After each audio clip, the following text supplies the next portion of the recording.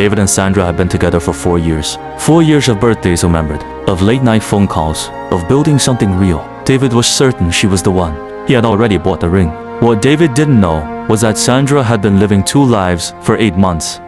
Every bathroom break, every late-night work call, every weekend girls trip was Cole.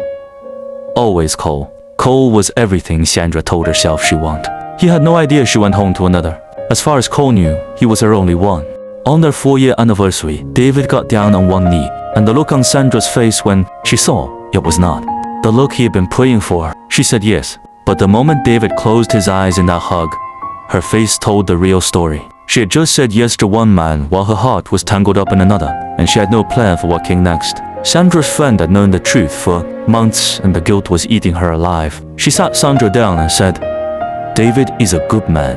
You need to choose. Right now, before someone gets destroyed." Sandra chose both.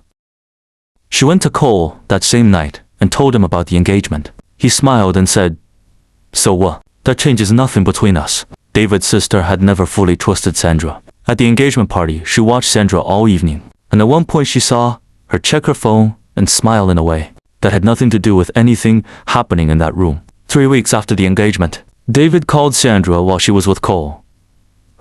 Cole saw the name, saw the word fiancé next to it, and Sandra's world started to crack.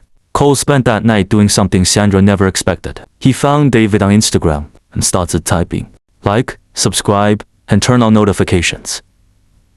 Trust me, you are not ready for what happens next.